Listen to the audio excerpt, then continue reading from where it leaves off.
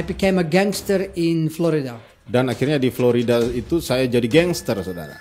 And selling drugs. Jual narkoba. And I remember I was also a guy who can arrange some prostitution.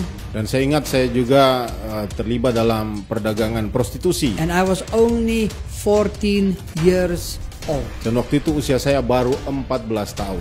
And the bullet was flying over my head. Dan peluru-peluru itu terbangan di kepala saya. I knew. Saya tahu benar that this is not for me anymore. Bahwa ini bukan lagi kehidupan yang saya mau. I knew. Saya tahu benar that I could have been there. Bahwa saya bisa saja mati. Senang bisa jumpa lagi di konten kali ini. Saya sangat bersyukur karena hari ini studio saya kedatangan seorang hamba Tuhan yang masih muda, tapi sudah cukup lama juga melayani Tuhan. Beliau adalah sahabat baik saya kenal beliau hampir 20 tahun. Dan hari ini beliau mau bagi kesaksian tentang bagaimana hidupnya dipanggil Tuhan. Yang pertama untuk menerima Yesus sebagai juru selamat pribadinya. Dan yang kedua bagaimana dia terpanggil untuk melayani Tuhan sepenuh waktu. Kita sambut saja Pastor Quinton Becker. Welcome Pastor. Thank you. Yeah. We know each other for many years, right? Oh yeah, since 2007. Oh yeah, it's been how long? 16 years. 16 years. Oh, wow. Praise God. Jadi hari ini Pastor Quinton akan langsung saja berbagi kesaksiannya dan saya akan menerjemahkan dalam bahasa Indonesia. Jadi kesaksian ini bilingual. Semoga menjadi berkat. Pastor Quinton sendiri berasal dari Afrika Selatan. Yes. Ya. Jadi bahasa Inggris bukan native speakernya, tapi beliau belajar bahasa Inggris untuk bisa melayani bangsa-bangsa dan hari ini dipakai Tuhan dengan luar biasa di bangsa-bangsa. Okay, please share your testimony. I will translate for you. Okay. Well, first of all, thank you for the invitation, Pastor Hizkia. Terima kasih buat undangannya, Pastor Hizkia. It is always an honor for me to come and speak wherever God sends me. Suatu kehormatan bagi saya untuk bicara kemanapun Tuhan utus saya. And I know Pastor Hizkia for 16 years now. Dan saya mengenal Pendeta Hizkia sudah sekitar 16 tahun sampai hari ini. And our relationship through the years have become stronger. Dan hubungan kami selama bertahun-tahun semakin kuat dan semakin kuat. And he asked me to share my testimony and I said, yes, I can do it. Dan dia minta saya untuk membagikan kesaksian saya dan saya langsung katakan, ya saya bisa. So I believe if you open up your heart and you listen carefully, I believe that there will be some points that God will point to you. Saya percaya kalau saudara membuka hati saudara dan dengar dengan baik, maka Tuhan pasti akan bicara kepada saudara beberapa poin-poin yang baik hari ini. So I'm going to share just a scripture and then I want to talk a little bit about my life. Dan saya ingin membagikan sesuatu dari Alkitab dan sesudah itu saya mau ceritakan sedikit tentang kehidupan saya. So can you just open up your Bible in Matthew 5? Bisa buka Alkitab saudara di Matius pasal 5. And we will read 14 ayat 14 and until I stop. So just from 14 I think. Ya, mulai dari ayat 14.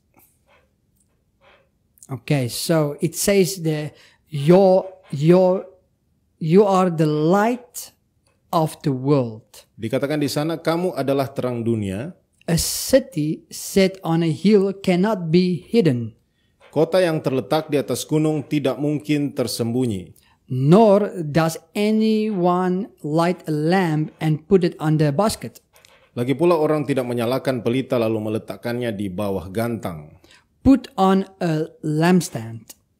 Melainkan di atas kaki dian. And it gives light to all who are in the house. Sehingga menerangi semua orang di dalam rumah itu. Let your light shine before men. Demikianlah hendaknya terangmu bercahaya di depan orang. In such a way supaya that they may see your good deeds and moral excellence. Supaya mereka melihat perbuatanmu yang baik. And glorify your Father who is in heaven. Dan memuliakan Bapamu yang di sorga. God bless this word. Tuhan memberkati firman-Nya. When I read the scripture, waktu saya membaca ayat-ayat ini, I can remember my own life. Saya bisa mengingat kehidupan saya sendiri. And we as the body of Christ, we know that we are all human. Dan sebagai tubuh Kristus kita tahu benar bahwa kita semua adalah manusia. And in our human nature, we are attend to do sin. Dan dalam sifat dasar manusia kita cenderung untuk berbuat dosa.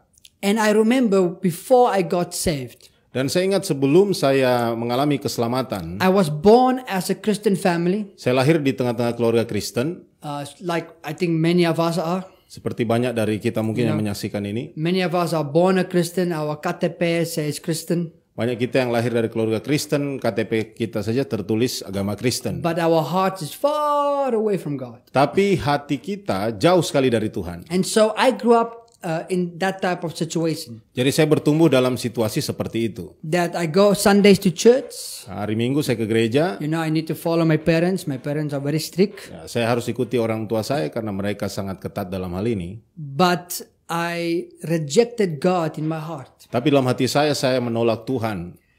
The main reason why I rejected God in my heart is because I'm a person I need to see before I can believe. Alasan utama kenapa saya menolak Tuhan karena saya adalah seseorang yang mau lihat dulu baru saya percaya. And so if I don't see, I struggle to believe. Jadi kalau saya belum lihat, saya akan sulit untuk percaya. So I grew up also in a place called Johannesburg Saya lahir di kota bernama Johannesburg, and a city called Florida. di satu kota yang bernama Florida.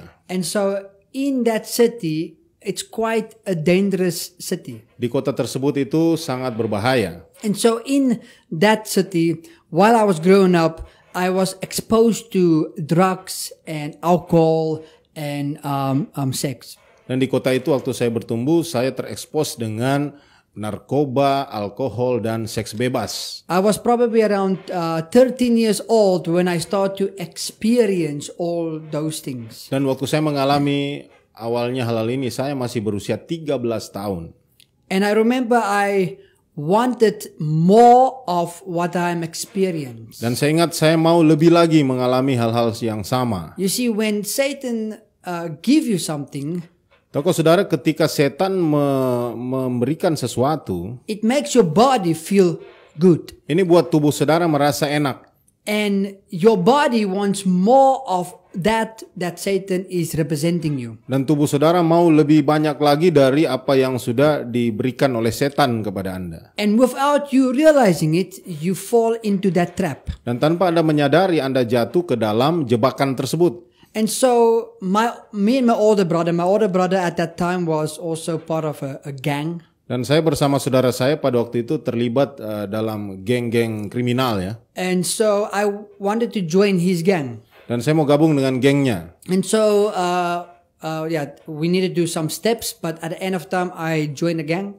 Dan kami harus melakukan ikut beberapa syarat-syarat waktu itu untuk bergabung di geng kriminal tersebut. And so I became a gangster in Florida. Dan akhirnya di Florida itu saya jadi gangster, saudara. And selling drugs. Jual narkoba. And I remember I was also a guy who can arrange some prostitution. Dan saya ingat saya juga terlibat dalam perdagangan prostitusi. And I was only 14 years old. Dan waktu itu usia saya baru 14 tahun. And I remember Dan saya ingat there came a time in my life.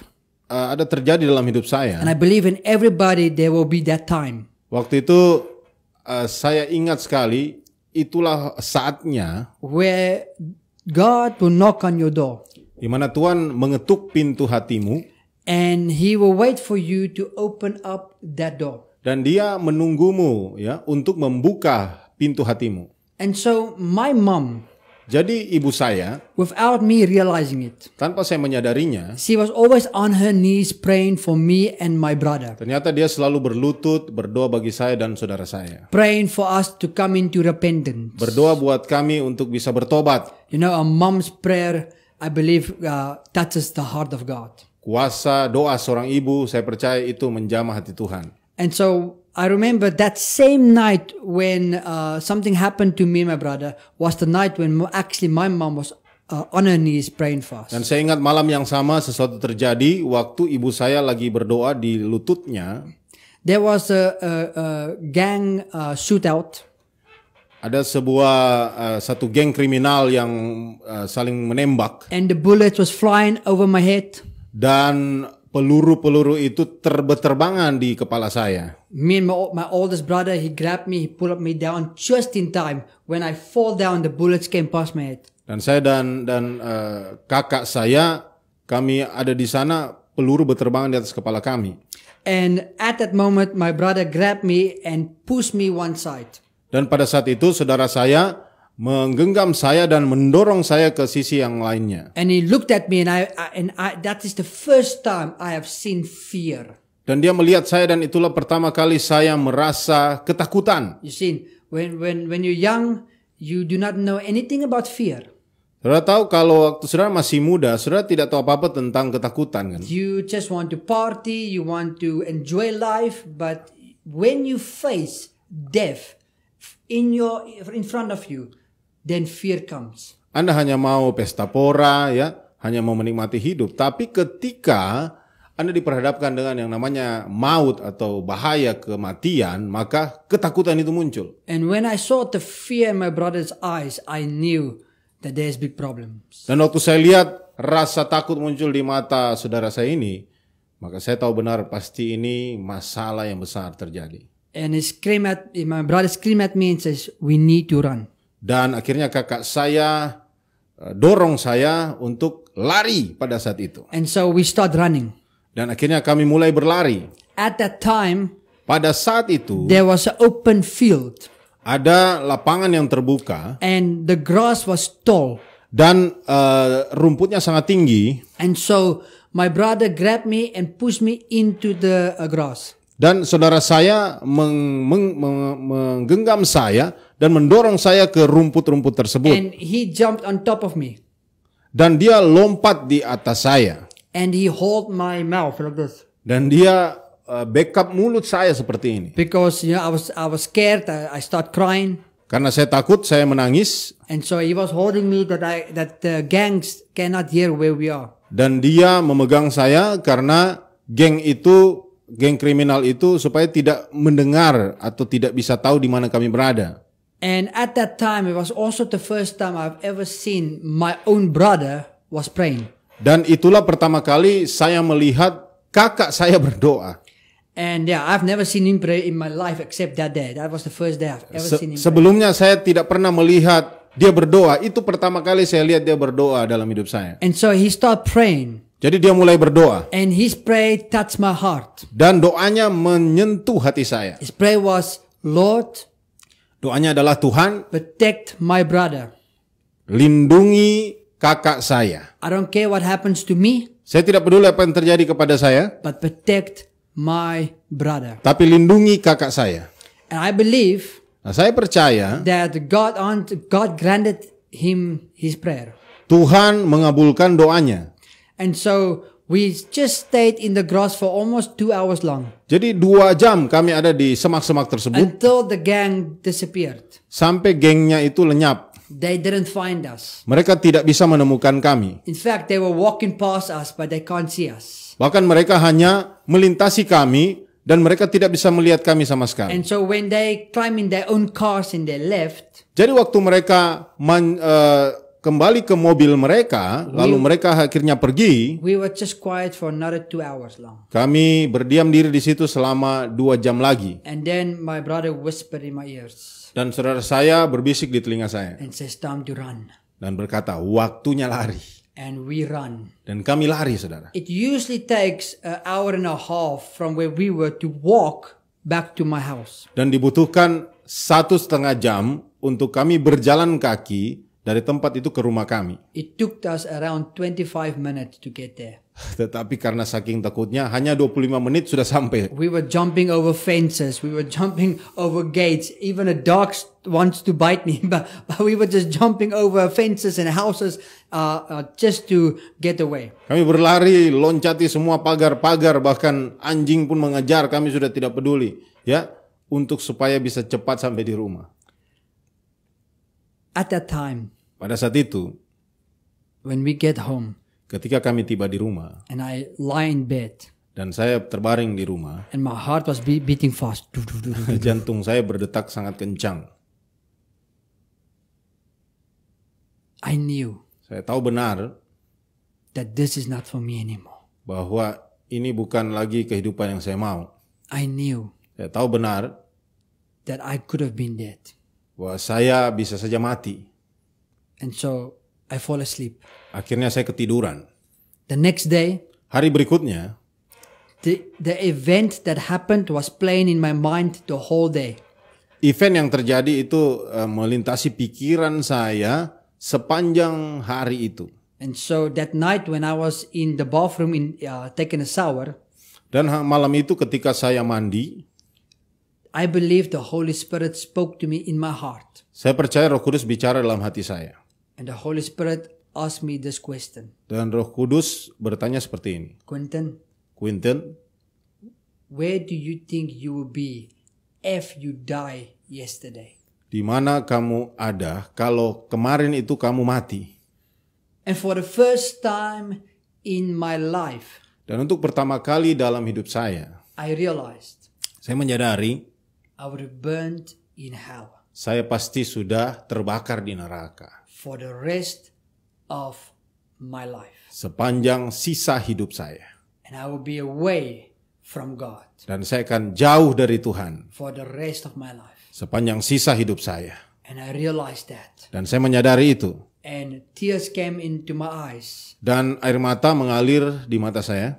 And I cried before God. Dan saya menangis di hadapan Tuhan. That was on a Saturday night when I start crying. Itu hari Sabtu malam waktu saya mulai menangis. And I remember Dan saya ingat the next morning, pada keesokan paginya, I told my mom, saya kasih tahu mama saya. I want to come back to church again. Saya mau kembali lagi ke gereja. Because at that time, Karena pada saat itu, I left the church. saya tinggalkan gereja. I was very rebellious towards my family. Saya sangat memberontak kepada keluarga saya. My dad spanked me a lot. Ayah saya banyak kali memukuli saya. When my dad spanked me, I will be more knuckle. Waktu ayah saya memukuli saya malah tambah nakal, saudara. The more he tries to teach me the ways that he wants me to go, the more I was running away from it. Semakin dia paksakan ya kemana saya harus untuk ikuti maunya, semakin saya lari dari apa yang dia mau. But that event that happened to me Tetapi peristiwa yang terjadi pada saya changed my aspect of life. mengubah ya apa yang saya harapkan dalam hidup saya. And that, I believe, brought me closer to God. Dan saya percaya itulah yang membawa saya makin dekat dengan Tuhan. And so I came to church. Jadi saya ke gereja. And that time, now I look okay, but that time I had earrings and my head didn't look like this. Yeah. Pada saat itu saya pakai anting-anting dan rambut saya tidak seperti ini, saudara. I had spikes, like just this from here to here. Spikes, but I didn't have any hair there. Saya kayak anak punk ya, ada rambut kayak anak punk dari depan sini sampai belakang ya. Yeah, like a punk. Yeah. That is the correct word, yeah. And so when I entered the church, Jadi waktu saya masuk ke gereja, I remember everybody was quiet. saya ingat semuanya diam. Because they know me since I was a baby. Karena mereka kenal saya sejak saya masih bayi. And so they knew that I walked away from God when I was a teenager. Dan mereka tahu bahwa waktu saya remaja, saya menjauh dari Tuhan. But when they saw me in church, Tapi waktu mereka lihat saya ada di gereja, I believe saya percaya the pastor changed his message for me. Bahkan pendeta mengubah topik khotbahnya untuk saya. Because whatever he preached that morning was only about Jesus hanging on the cross for our sins. Sebab apapun yang dia khotbahkan pada pagi hari itu, semua tentang Yesus tergantung di atas kayu salib untuk dosa-dosa kita. And that he died for us. Dan dia mati bagi kita. And he gave his life for us. Dan dia berikan hidupnya bagi kita. And he's longing for that relationship that we can come closer to him. Dan dia rindu untuk ada hubungan supaya kita semakin dekat dengan dia. And after he preached the message, Dan sesudah dia khotbahkan apa yang menjadi pesan Tuhan itu, he asked who wants to receive Jesus. dia bertanya, siapa yang mau menerima Yesus? I mean, everybody in church knew about me. Semua orang di gereja itu tahu tentang saya. And they probably knew that this message was definitely not for them. Dan mereka tahu benar mungkin khotbah itu bukan buat mereka. And so when everybody closed their eyes, Jadi waktu semuanya memejamkan mata mereka, I think there was some looking at me, saya merasa seperti ada beberapa yang curi-curi pandang memandang saya. I think even my parents was looking at me, Bahkan orang tua saya rasa lagi lihat saya. And yes, that message was for me. Ya, memang pesan Tuhan itu khusus bagi saya. And it touched my heart. Dan itu menyentuh hati saya. And I knew at that moment Dan saya tahu benar pada saat itu that I need to accept the Lord Jesus Christ in my life. bahwa saya perlu menerima Tuhan Yesus Kristus dalam hidup saya. And so I was, of course, the only one that raised up my hands. Dan saya satu-satunya yang mengangkat tangan pada saat itu. And I didn't know because my eyes was closed. Ya, saya tidak tahu karena mata saya juga terpejam. And then he says, if you raise up your hands, please stand up. Lalu pendeta berkata, kalau engkau angkat tangan, silakan bangkit berdiri. So when I stood up, Jadi waktu saya bangkit berdiri, I realized I'm the only person saya sadari saya satu-satunya. in the whole church that stand up. Di seluruh jemaat di gereja itu hanya saya yang berdiri. And then he invited me, Quinton, please come forward. Dan pendeta itu mengajak saya, Quinton, silakan maju ke depan. And I remember, Dan saya ingat, on the way in front, dalam perjalanan menuju ke altar, the whole church stand up. seluruh jemaat berdiri. And they looked at me. Dan mereka mandang saya. And when I get in front, Dan waktu saya tiba di depan, and I gave the sinner's prayer, waktu saya mengucapkan doa pengakuan dosa saya, and I do the confession. dan saya mengakui di hadapan Tuhan, After that, sesudah itu, everybody in the church starts clapping hands. semua orang di gereja mulai bertepuk tangan. And the pastor came and hugged me. Dan pendeta tersebut datang dan memeluk saya. And people around me come and pat me on the back. Dan orang-orang di sekeliling saya memberi saya tepukan di pundak saya. And at that time, Pada saat itu, I felt the Spirit of God upon me. saya merasa ada roh Tuhan yang bekerja dalam hidup saya. I didn't know exactly what is next. Saya tidak tahu dengan yakin, saya tidak yakin apa yang akan terjadi selanjutnya. I didn't know exactly what is God's calling towards me. Saya tidak tahu apa yang menjadi panggilan Tuhan dalam hidup saya. But what I do know at that time Tapi apa yang saya tahu pada saat itu is that I am born again adalah saya sudah dilahirkan kembali. and I am now with a new relationship with God. Dan sekarang saya memiliki hubungan yang baru dengan Tuhan. And so that's the only thing I knew. Itu satu-satunya yang saya tahu. So I knew also that, okay, I need to, of course, start reading my Bible, right? Jadi saya juga tahu bahwa saya perlu mulai membaca Alkitab saya. And so I start reading the words of God, especially in the New Testament. Jadi saya mulai membaca Alkitab khususnya dalam Perjanjian Baru. And while I was reading the New Testament, Dan waktu saya membaca Perjanjian Baru, I came to this exact verse that we just read. saya mendapati ayat yang baru saja kita baca tadi. You are the light of the world. Engkau adalah terang dunia. Me and you, we are representing the kingdom of God. Kamu dan saya, kita mewakili, menjadi perwakilan kerajaan Allah. When God called you in your mother's womb, He anointed you and gave you a design of representing God's kingdom. Waktu Tuhan memanggilmu dari kandungan ibumu, Dia membentuk engkau untuk menjadi perwakilan kerajaan sorga. And so when I read the scripture, I believe that God, wherever God's going to send me in the future, the first thing I always need to do is let my light shine. Jadi ketika saya membaca Alkitab ini, maka saya tahu benar hal yang pertama terjadi bagi hidup saya, biar terang saya bercahaya. And a couple of years later, Dan bertahun-tahun kemudian, it was around, I think 3 to 4 years later, sekitar 3-4 tahun kemudian, I was all over South Africa, doing a lot of youth meetings and also motivating a lot of people to follow Jesus. saya berkeliling Afrika Selatan melakukan pelayanan untuk anak-anak muda remaja dan memberi motivasi untuk anak-anak muda, generasi muda mengikuti Tuhan Yesus. And then I believe God spoke to me in my heart. Dan saya percaya Tuhan bicara ke hati saya. And at that time, He called me to take the word of God into the world. Dan pada saat itu dia memanggil saya untuk membawa firman Tuhan ini ke seluruh dunia. It was around 2006. Pada waktu itu masih tahun 2006. And in 2006, I was in Cape Town. Dan tahun 2006 itu saya ada di kota Cape Town. I was study the Word of God in Cape Town at that time. Saya belajar Alkitab di Cape Town pada saat itu. And at that time, Pada saat itu, when God called me to preach the gospel, waktu Tuhan panggil saya untuk memberitakan Injil, the Spirit of God put a country in my heart, Singapore. Roh Tuhan taruh satu negara dalam hati saya, yaitu negara Singapura. And I remember I told God, Saya ingat saya beritahu Tuhan, Lord, I'm excited to take the gospel wherever you want me to take it. Tuhan, saya sangat bersemangat untuk membawa Injil kemanapun Engkau mau saya bawa. But Lord, Tapi Tuhan, I don't have money. saya tidak punya duit. I'm a good swimmer, Saya seorang perenang yang baik. but I know I cannot reach Singapore with swimming. Tapi saya tahu tidak mungkin kan saya ke Singapura sambil berenang.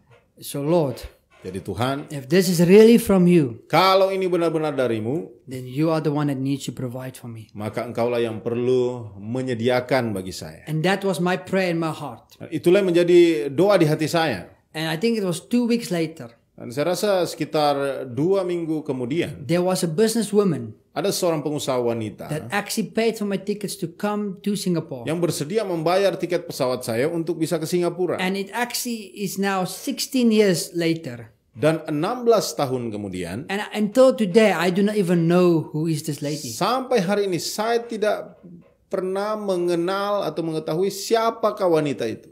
But that lady was obedient to what God spoke to her. Tapi wanita itu hanya taat kepada kata Tuhan dalam hidupnya, dalam dirinya. And so in 2007, I reached Singapore. Jadi tahun 2007 ya, saya tiba di Singapura. And when I came to Singapore, Dan ketika saya tiba di Singapura, the Lord spoke to me Tuhan bicara pada saya about a place called Indonesia. tentang satu negara yang bernama Indonesia.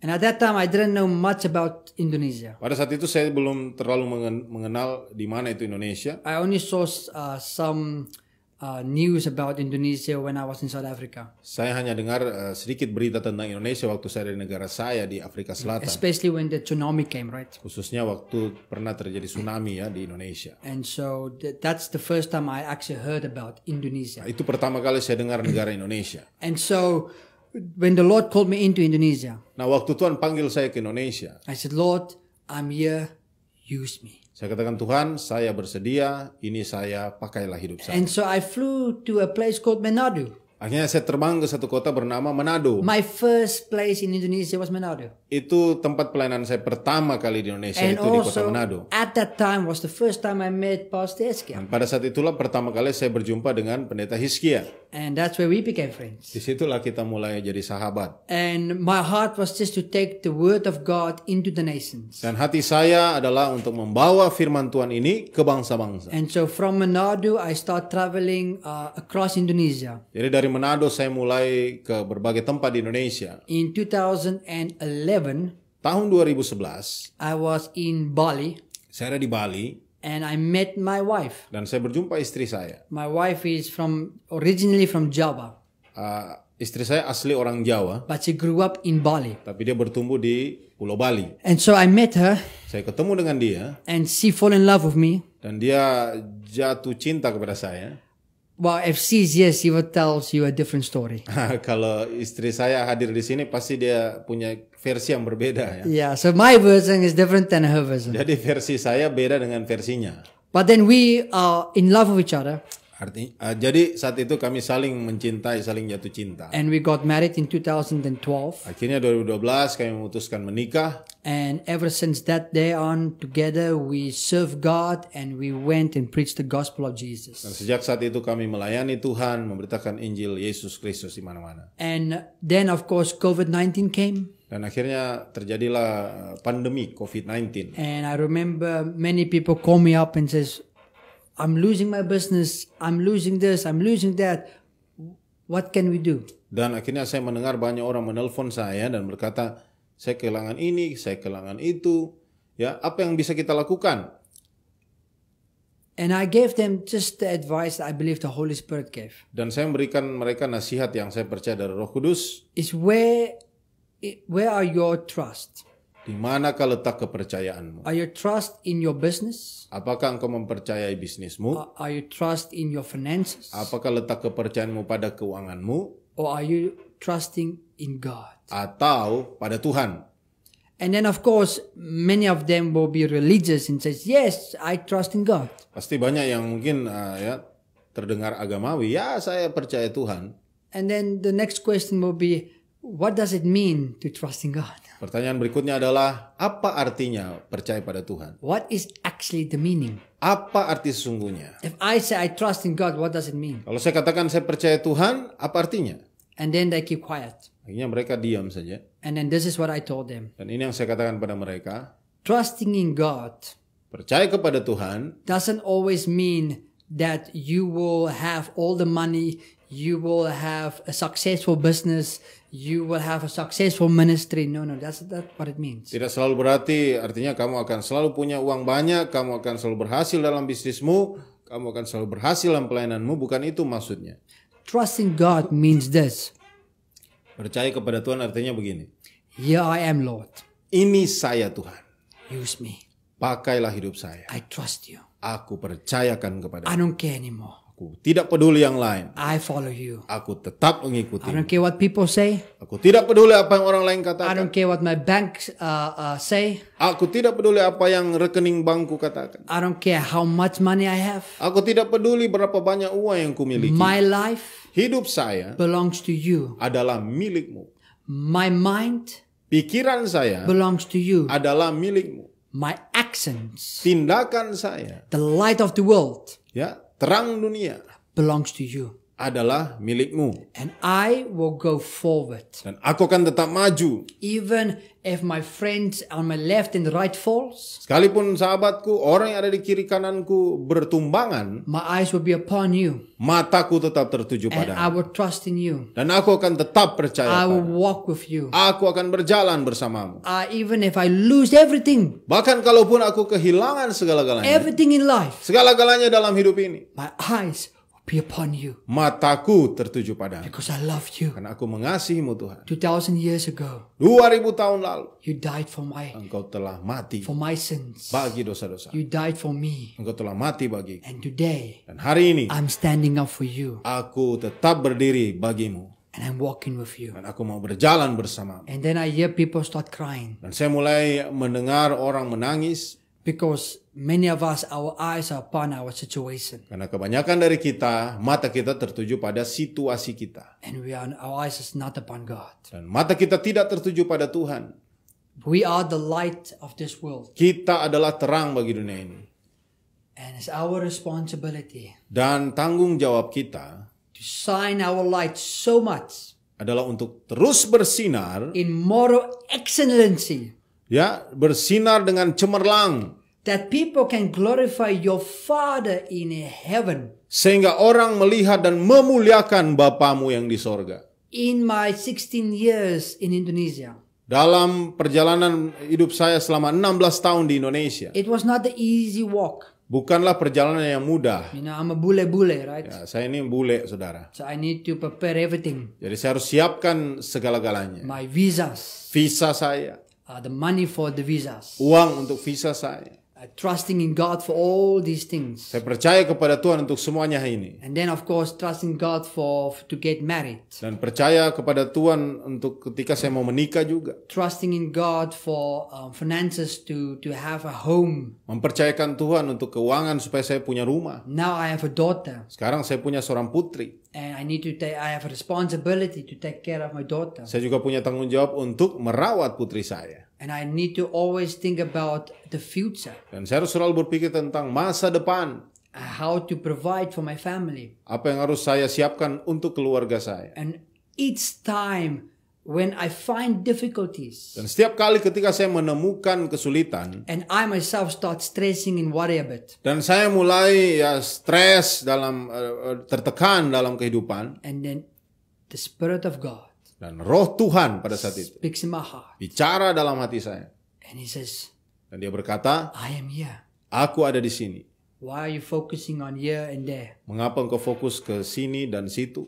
Come to me, Datanglah kepadaku. for I am the one that's making a way for you. Sebab akulah yang akan membuat jalan bagimu. And when I released my faith and believe in God that He is the one that's making a way for us, Dan waktu saya terbuka untuk saya punya iman di dalam Tuhan dan percaya sungguh bahwa Dia akan buat jalan bagi saya, He always make a way. Dia selalu membuktikan membuat jalan tersebut bagi He's saya. never too late. Dia tidak pernah terlambat. He never failed me. Dia tidak pernah mengecewakan saya. Today, Hari ini in your life, dalam hidup saudara, you have your own beautiful story. saudara mungkin punya kisah tersendiri yang indah. You know what you have done in the past. Engkau tahu apa yang kau lakukan di masa lalu. Maybe you were also a gangster. Mungkin dulu engkau terlibat geng kriminal. Maybe you were just lost. Mungkin engkau hanya terhilang.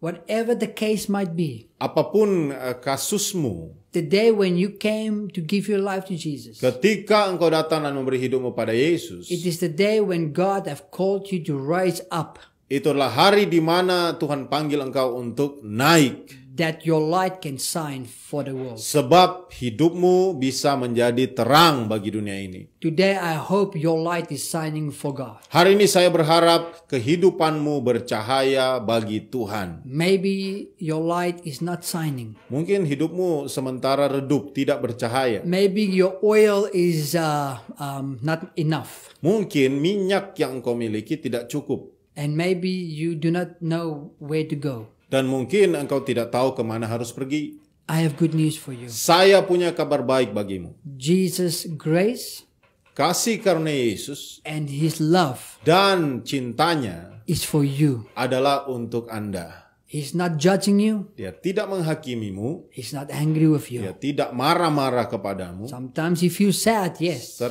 Terkadang ia merasa sangat sedih. Especially when we make mistakes. Apalagi waktu kita buat kesalahan. But He doesn't judge you. Tapi dia tidak langsung menghakimimu. His grace is upon us. Sebab kasih karunia-Nya tersedia bagi kita. All He wants us to do Yang dia inginkan kita is to lakukan come to Him, adalah datanglah kepadanya. to repent, Bertobat. and turn away from your sins Dan berbalik dari dosa-dosamu. and follow Him. Dan ikutilah dia. That's all He wants. Itu saja yang dia inginkan. It is quite simple, Sederhana. but it's a lifetime of learning, Tetapi dibutuhkan seumur hidup untuk kita belajar.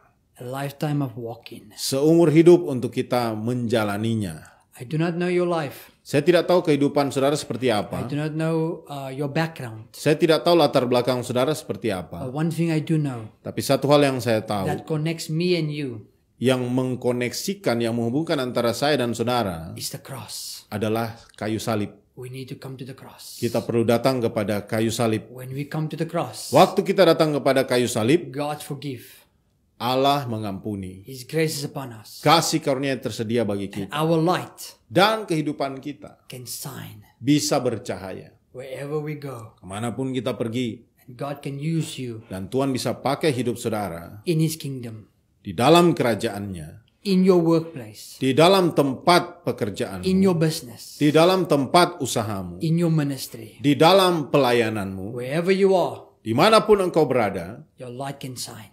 Kehidupanmu bisa bercahaya. And people Dan orang-orang look at your life akan melihat kehidupanmu. and says, wow, Dan berkata, wow. Pastor Eskia, Oh, Pastor Quinton. the Spirit of God is truly upon you. Roh Tuhan benar-benar ada dalam hidupmu. And we want to know the same God that you worship, we want to know. Dan kami mau tahu Allah yang sama yang kau sembah itu siapa. Kami mau tahu.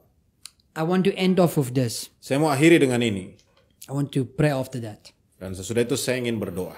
I just want to say this. Saya cuma mau berkata begini. Life is difficult, yes. Kehidupan itu memang sulit. Life is hard. Kehidupan itu susah.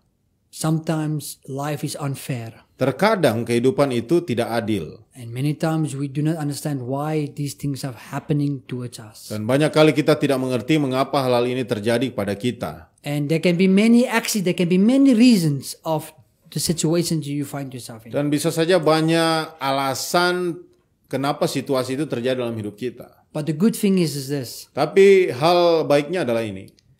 Do you rather want to walk through your situations with God, Apakah engkau lebih memilih untuk menjalani situasimu bersama Tuhan or without Him? atau tanpa Tuhan? And that is a decision that you need to make. Itulah keputusan yang harus kau sendiri yang ambil. Doesn't matter what situation you find yourself or even in the future. Tidak peduli situasi apa engkau menemukan dirimu berada, bahkan di masa depanmu nanti, You need to ask yourself this question. kau harus tanya dirimu sendiri pertanyaan ini. Will I walk with God through every situation I face? Apakah saya akan berjalan bersama Tuhan dalam setiap situasi yang saya hadapi? Or will I walk without God? Apakah saya jalani tanpa Tuhan? And I want to leave this in your heart this morning. Dan saya mau tinggalkan pesan ini di dalam hati saudara saat ini juga. Let's pray. Mari kita berdoa. Father, thank you for this opportunity that we can come and listen to your words. Bapak, terima kasih buat kesempatan kami bisa datang dan mendengar tentang pesan firman Tuhan. Everybody that is listening, Father God, Semua yang mendengarkan Bapak, I pray that you will touch them right now. saya berdoa engkau jamah mereka saat ini juga. I pray that they will open up their heart. Saya berdoa engkau buka hati mereka. Holy Spirit, I pray that you will heal their hearts. Roh Kudus, aku berdoa engkau pulihkan setiap hati. I pray, Father God, that your will be done in their life. Aku berdoa biar kehendakmu yang terjadi dalam hidup mereka, Tuhan. I pray, Father, that if they face difficulties or pressure in their life, Aku berdoa ketika mereka hadapi kesulitan atau tekanan dalam hidup mereka, that they can know that you are with them. mereka akan tahu benar bahwa engkau menyertai mereka. I pray, Father God, right now, Aku berdoa Tuhan saat in the ini, name of di Jesus, dalam nama Yesus, that each person that's listening right now, setiap orang yang mendengarkan pesan ini, that you will touch them. kau jamah mereka.